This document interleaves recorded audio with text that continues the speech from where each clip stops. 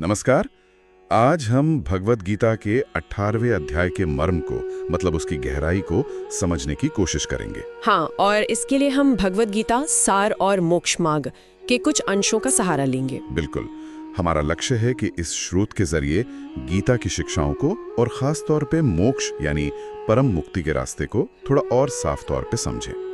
अब सीधे अध्याय 18 पर कूदने से पहले ये याद रखना भी जरूरी है कि पहले के 17 अध्याय उसकी पूरी भूमिका तैयार करते हैं। सही बात है। जैसे स्रोत हमें याद दिलाता है कि अध्याय 2 और 3 में कर्म योग की बात है, मतलब फल की इच्छा बिना कर्म करना। हाँ, और वो सिद्धांत अध्याय 18 में और खुलकर सामने आता है। और वैसे ही जैसे अध्याय 7, 9 और 12 में भक्ति का महत्व बताया गया है। बिल्कुल, वो अध्याय 18 के उस अंतिम संदेश, समर्पण वाले संदेश में अपनी पराकाष्ठा पर पहुंचता है। तो सब कुछ जुड़ा हुआ है।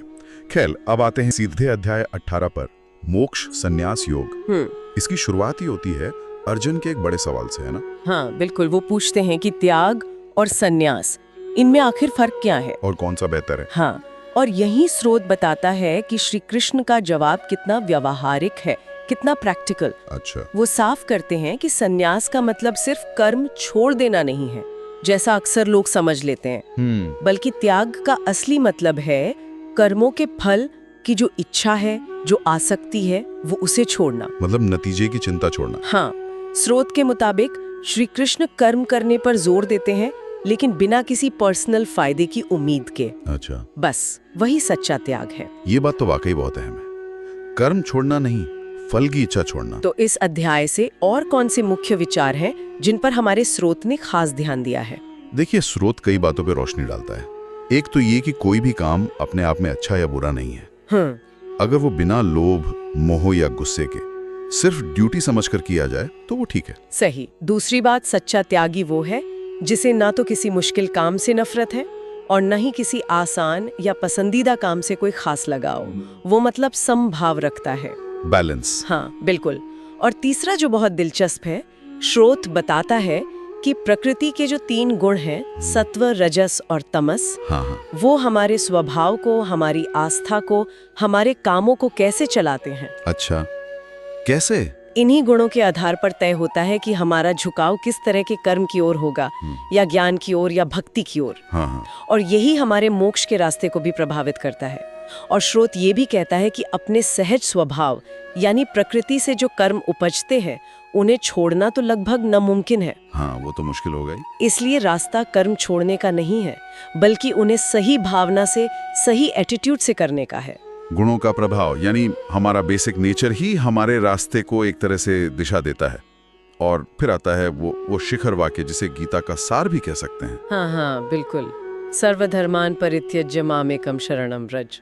इसका मतलब क्या है?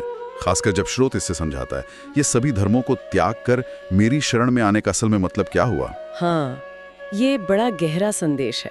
स्रोत इसे ऐसे समझाता है कि सर्वधर्मान परित्यज का मतलब ये नहीं कि अपने सारे सामाजिक कर्तव्य या जो बाहरी कर्म कांड है वो सब छोड़ दो। अच्छा, ये मतलब नहीं है। नहीं, बल्कि इसका अर्थ है उन कर्तव्यों को करते हुए उनसे जुड़ा जो अहंकार है, कर्तापन का भाव है और जो फल की इच्छा है उसे छोड़ दो। ओह, मतलब अंदरूनी तौर पर छोड़ना। हाँ, ये एक तरह का आंतरिक समर्पण है।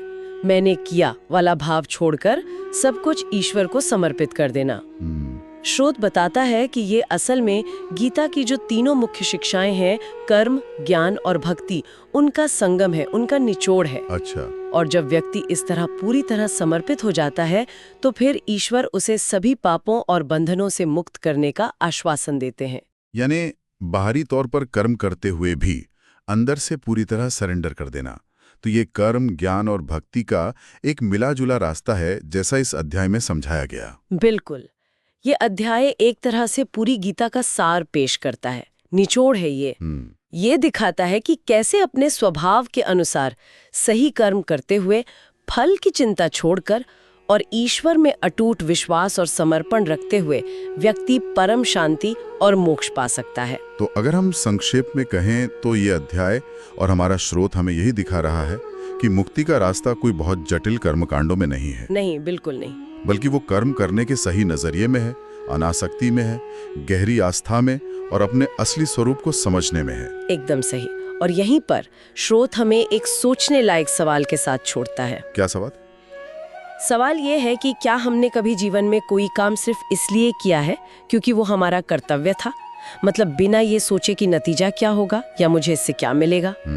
अच्छा सवाल है। और अगर हाँ कभी ऐसा किया है तो उस अनुभव ने हमें कैसी शांति दी या कैसी स्पष्टता महसूस हुई? हाँ, इस पर सोचना एक तरह से गीता के संदेश को अपने जीवन में उतारने जैसा होगा। निश्चित रूप से सोचने वाली बात है। और इसी विचार के साथ भगवत गीता के अंतिम संदेश पर आधारित हमारी ये चर्चा यहीं समाप्त होती है।